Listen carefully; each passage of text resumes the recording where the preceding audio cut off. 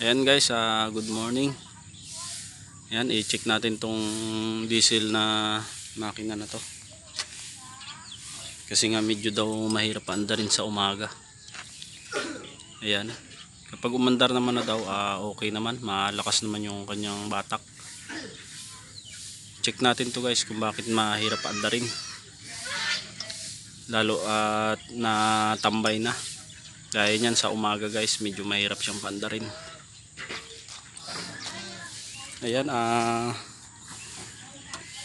itong makina pala na to guys ay ER550 or ER40. Ayan. Ayan guys. Yan, i-check natin to guys, itong makina na to.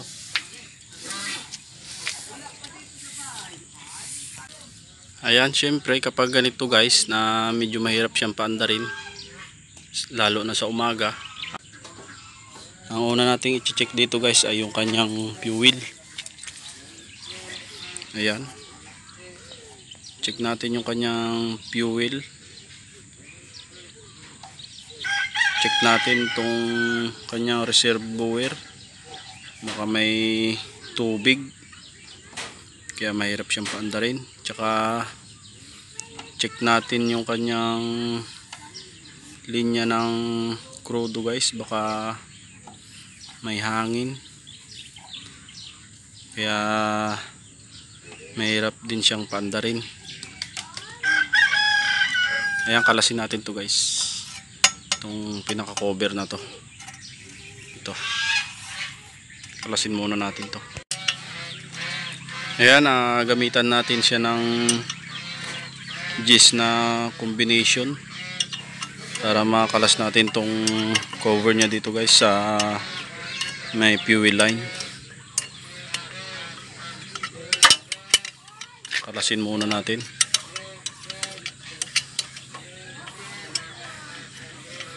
Umaandar naman to guys, kaya lang medyo siya mahirap daw i-start sa umaga. Ayan. Kapag umandar naman guys, okay naman na daw. Kaya lang hard starting siya. Ayan, check muna natin tong kanyang fuel line kasi may tendensing singaw guys, or may hangin itong kanyang fuel line, kaya pagdating ng umaga medyo mahirap siyang paandarin. Kaya check natin itong kanyang fuel line tsaka itong kanyang reservoir. Check nyo guys, baka may tubig. Yan. Tsaka padaluin natin ng maganda yung kanyang supply ng fuel guys, baka nagkakahangin lang. Ayan guys, una natin gagawin, i-bleed muna natin siya. I-bleed muna natin yung kanyang crudo. Ayan. Ayan guys, buksan natin tong kanyang bolt dito sa baso. Ayan, medyo luwag. Medyo luwag yung kanyang bolt dito. Patagasin lang natin yun guys.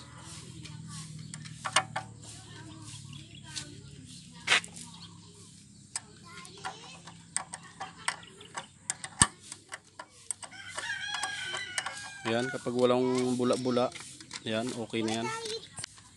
Tsaka itong isang bolt dito sa itaas guys, buksan din natin yan. Ayan, medyo luwag din. May tendensing singaw lang ito. Ayan, patagasin natin yung kanyang yan guys, may bula-bula na lumabas. Patagasin natin yung kanyang crudo para ma-sure natin na wala siyang hangin guys. Ayan, tumagas na.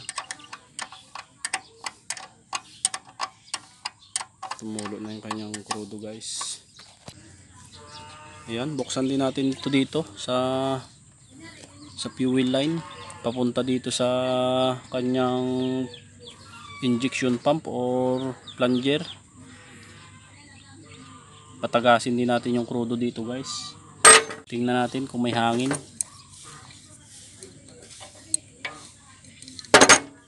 Patagasin din natin yung kanyang krudo dito guys para ma-sure natin na walang hangin yung kanyang supply ng krudo.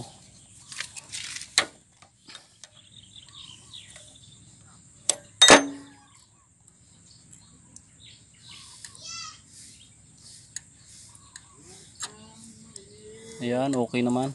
Yan na. Wala naman na siyang hangin.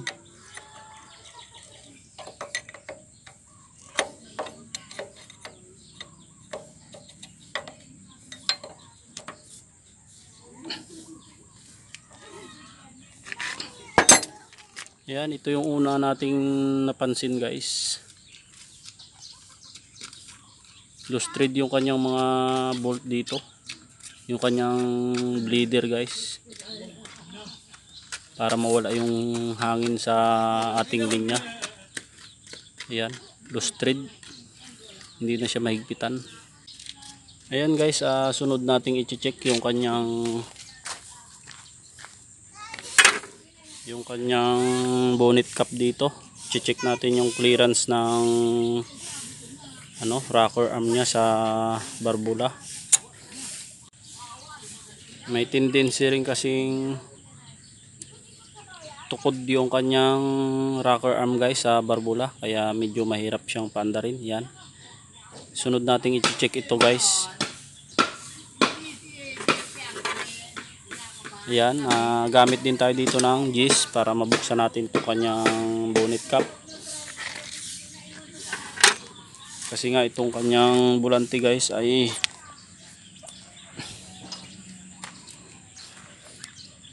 madaling ikutin. Ayan. Yan, mahina yung kanyang compression.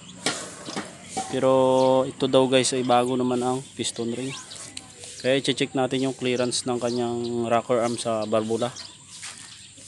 Kasi may tendensing tukod guys. Kaya mahirap din siyang paandarin sa umaga or mahirap siya i-start. Ayan, buksan muna natin to. Check natin yung kanyang clearance.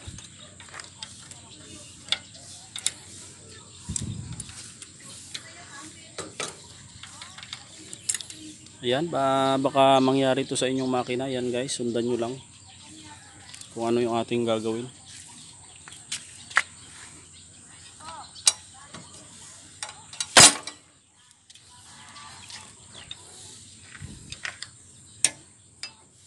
Para magka-idea kayo.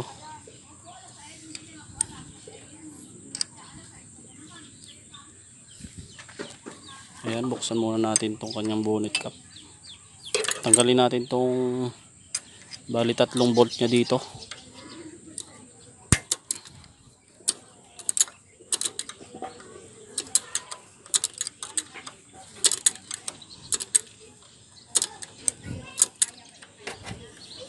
Medyo may tagas din yung kanyang gasket sa bonnet cap.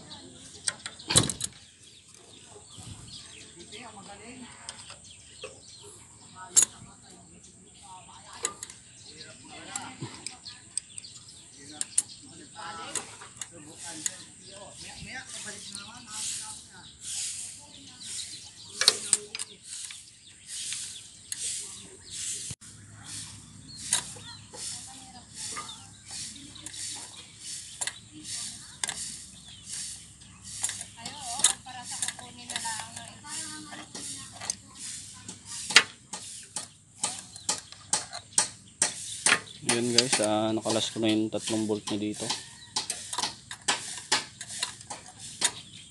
Pwede na nating kalasin itong kanyang cover or itong kanyang bonnet cap.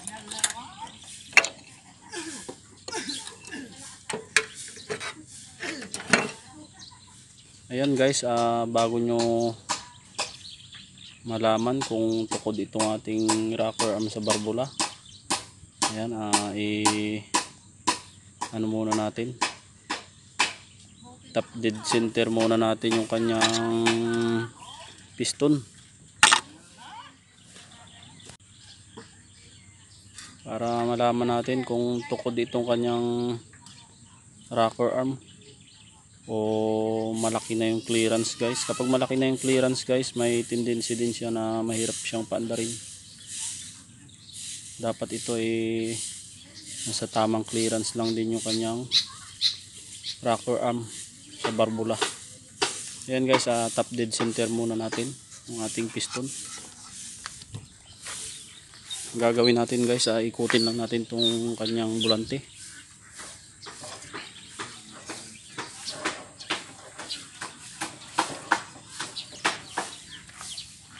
Ayan, check natin.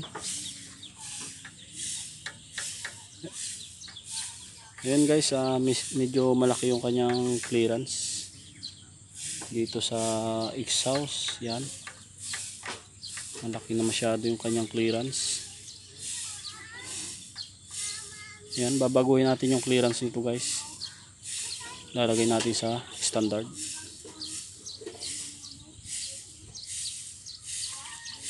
Yan, kahit yung intake nya medyo malaki na rin yung clearance.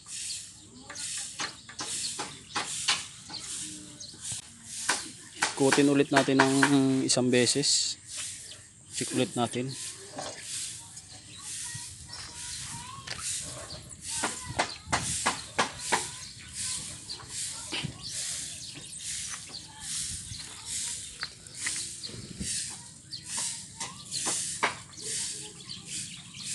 Ayun guys, medyo malaki talaga yung clearance dito sa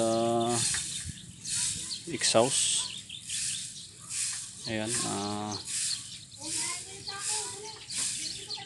babaguhin natin tong clearance. Kung may filler gauge kayo, mas maganda. Ayan, gamitan nyo ng 8-12. Yan, 12 dito sa exhaust, 8 dito sa intake. Ayan guys, adjust natin yung clearance bago testing natin paandarin. Ayan guys, dahil wala tayong 12 sa filler gauge natin, gagamitin natin dito sa exhaust nya ay 13mm. Ayan guys, 13mm tsaka 8mm. Ayan, adjust natin yung kanyang rocker arm.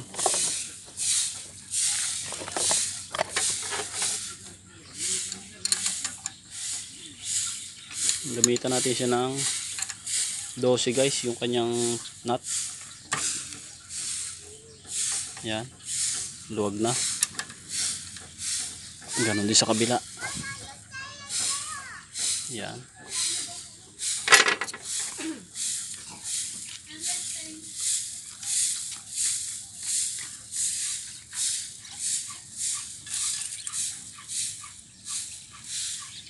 Ayun guys, ipit nyo lang yung inyong filler gauge dito. Ayan, unahin natin tong intake. Okay, itong intake na rocker arm nya. Unahin natin tong intake guys. Dito tayo sa intake muna. Ayan, dapat swabe lang guys para maganda yung ating clearance. Ayan. Ayan guys.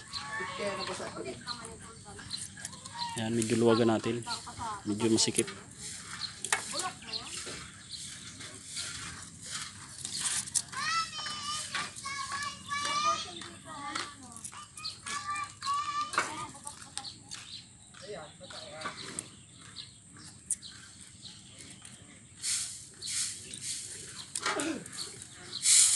Yan guys, swabe na.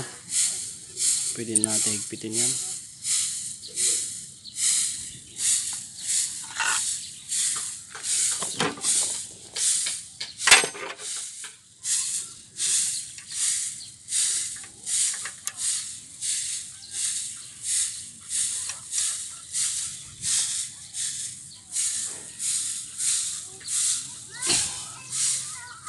Check natin. Yan. Okay na guys yung intake. Yan, ganyan lang guys mag tune up ng diesel.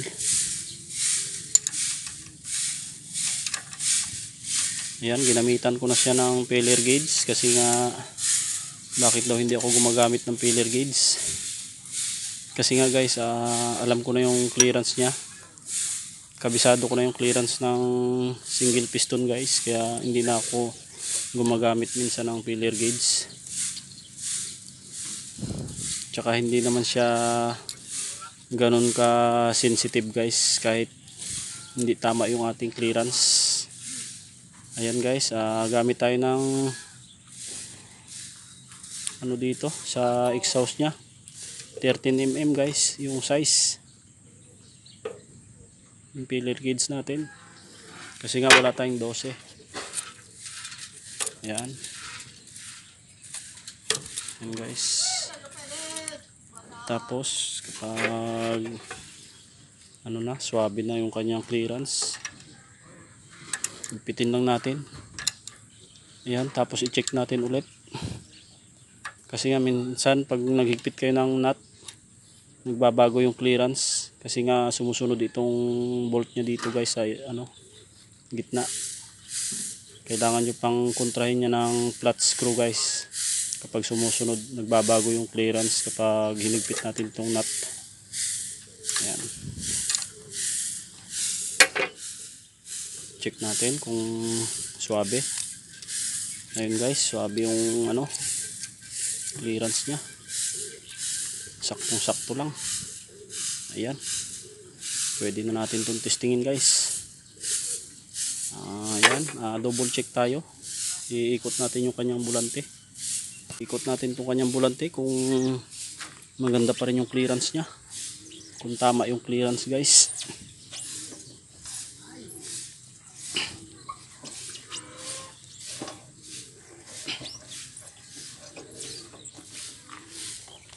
Ayan, check natin. Final check tayo guys. 13mm at 8mm 8mm sa intake, 13mm sa exhaust.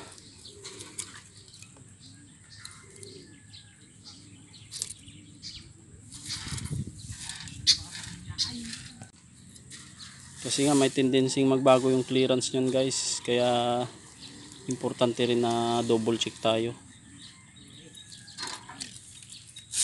Ayan, dito sa exhaust hindi nagbago yung kanyang clearance nung inikot natin yung bulante. Dito sa intake nya, ayan, medyo sumikip. Adjust ulit tayo guys para hindi palpak yung ating ayos. Ayan, lagay ulit natin tong 8mm. Ayan,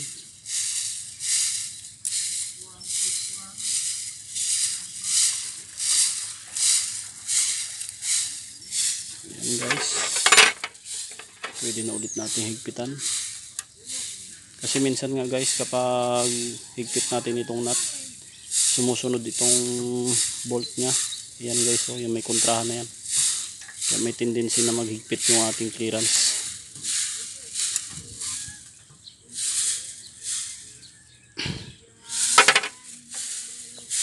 Check natin, check ulit natin. Ayan guys, okay na, swabe na ulit. Ikutin ulit natin yung bulante nya.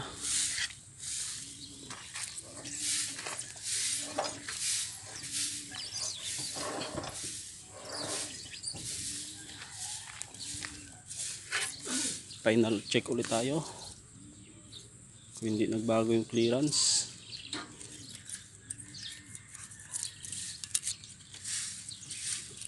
Yan guys, kanyang ano, exhaust hindi nagbago, pero dito sa intake medyo nagbago guys. Ayan, pero swabe pa rin guys, sabit pa rin. Yan o. Yan o, sabit pa rin naman. Yan, kaya importanteng double check tayo guys. Kasi minsan sa unang adjust natin talagang tukod. Tukod pa rin yung ating barbula. Ayan, testing tayo. Ayan, medyo may tagas yung kanyang gasket dito. Nagtatapon ng langis. Kapag ganito yung nangyari, lagay nyo na lang yun na lang ng pandikit guys. O gawan nyo ng panibagong gasket dito sa bonnet cap para walang tagas yung inyong makina. Ayan, testingin natin kung hard starting pa rin siya. Ay adjust na natin yung kanyang clearance. Na check na rin natin yung kanyang supply ng fuel.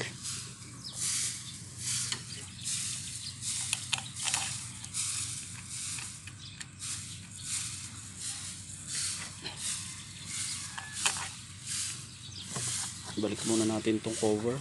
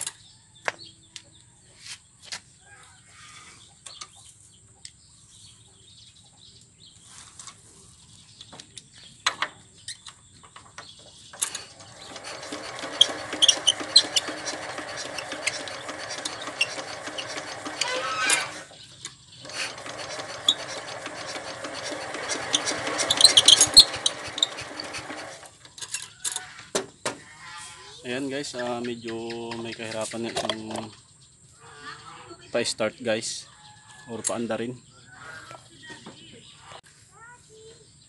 Na-check na natin yung kanyang fuel line. Na-check na natin yung kanyang supply ng crudo. Na-check na rin natin yung kanyang clearance ng rocker arm sa barbula. Daddy! Talagang may kahirapan siyang paandarin guys. Hard starting.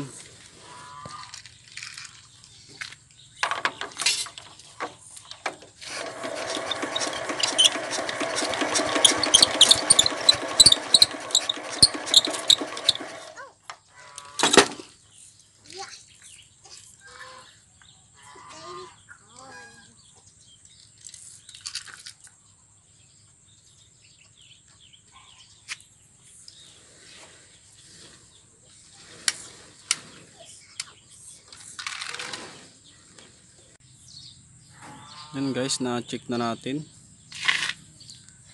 Mahirap pa rin talaga siyang paandarin. Check natin tong kanyang yung fuel line niya dito guys. Check natin tong injection pump guys. Check natin yung plunger niya kung tama pa yung pressure na binibigay nito. Kasi nga medyo may kahirapan siyang i-start guys.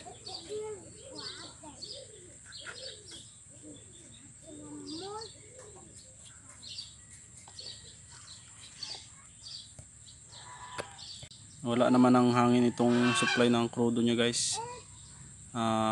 Yan, kalasin natin itong kanyang fuel line dito. I-check natin yung niya, plunger niya kung tama pa yung pressure na ibinibigay nitong injection pump or itong plunger niya. Kalasin muna natin itong fuel line galing sa injection pump papunta dito sa injector.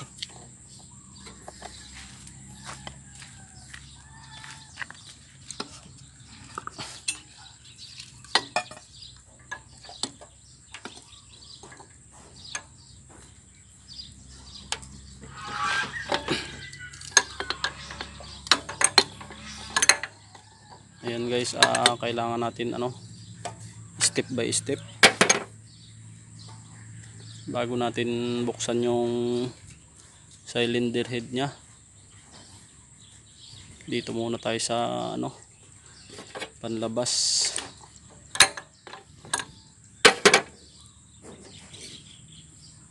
Kasi nga napansin ko rin guys, medyo mahina yung kanyang compression. May tendencing singaw. Ayan, kaya nag-check tayo ng clearance ng barbula or ng rocker arm guys sa barbula. Baka tukod lang, pero na-check na natin guys. Adjust na rin natin yung kanyang clearance, pero ganun pa rin, mahirap pa rin siyang paandarin. Ayan, i-check natin itong kanyang supply dito galing sa plunger dito sa kanyang injection pump.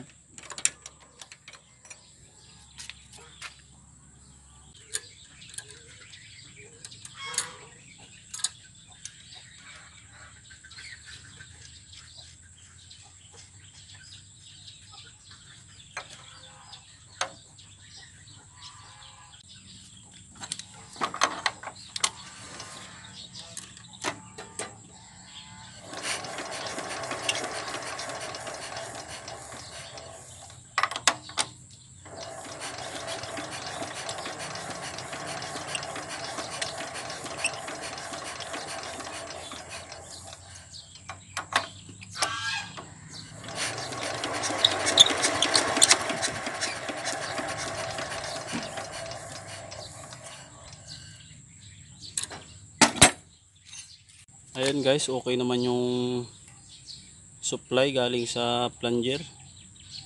Malakas pa naman yung kanyang supply galing sa plunger.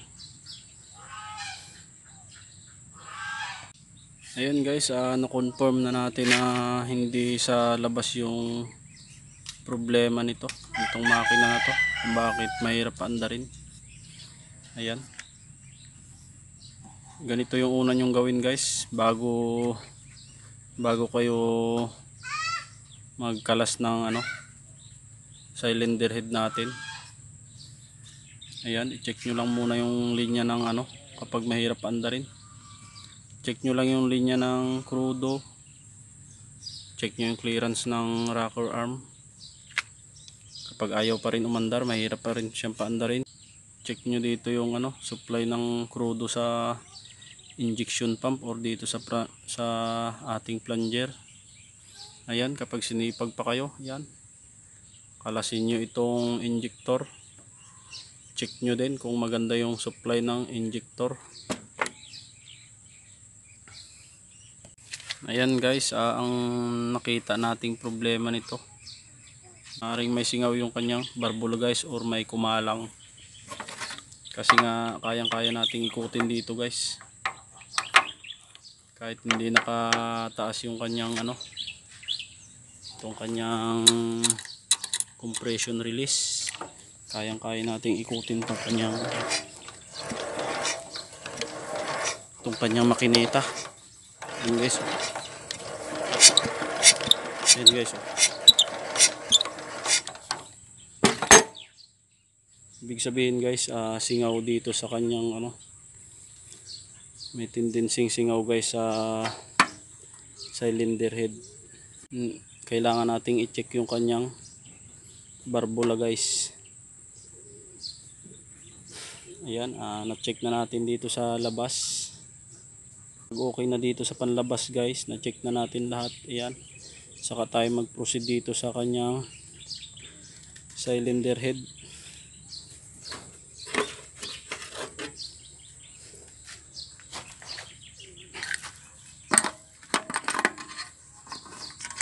Ayan guys, ganun lang. Baka mangyari to sa inyong makina. Medyo mahirap paandarin. Oo.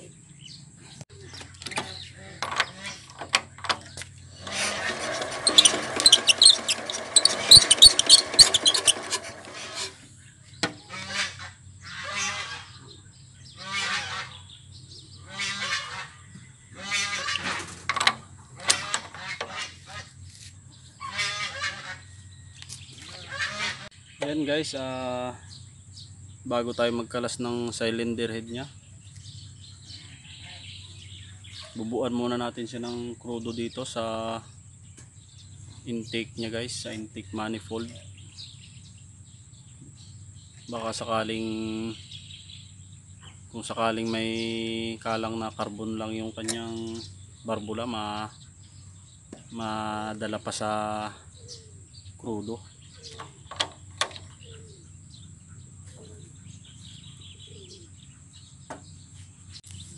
Yan guys, try muna natin siyang bubuan ng krudo dito sa intake manifold.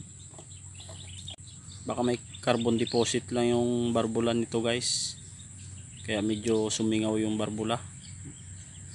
Kaya buhusan muna natin ng ng krudo. Baka sakaling matunaw pa yung carbon deposit, kung carbon deposit lang yung kumalang sa barbula. Ayan, ganito lang yung gawin nyo guys. Ayan. Tsaka natin, pa-start. Tsaka try natin paanda rin.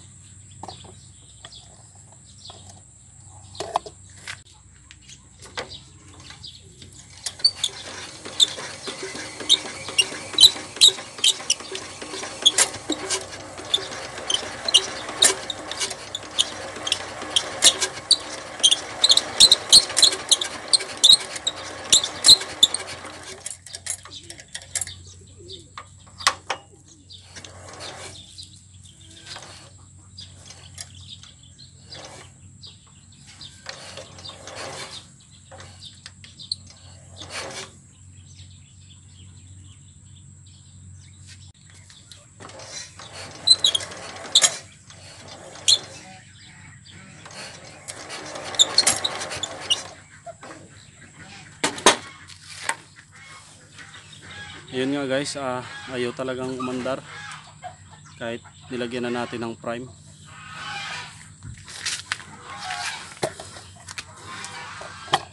Minsan nawawala yung kanyang compression, kaya may posibilidad na may problema dito sa cylinder head nya. Ayan, kailangan talaga nating magbukas ng cylinder head guys, kasi nga kahit i-prime natin halos ayaw niyang umandar. Binuhusan na natin siya ng krudo para kung sakaling may carbon deposit yung kanyang barbula, matunaw guys. Pero ganun pa rin guys, halos ayaw niyang umandar. Saka naiikot natin ng yung kanyang bulante, mahina yung kanyang compression, kaya kailangan talaga nating magkalas ng cylinder head. Ayan guys, kapag nangyari to sa inyong makina, ganun lang yung una nyong gawin bago kayo magbaklas ng inyong cylinder head.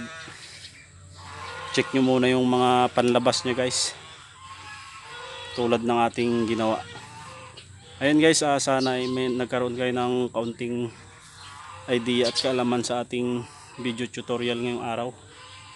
Ayan, update ko na lang kayo guys kapag kinalas natin tong cylinder head at kung ano yung naging problema nya.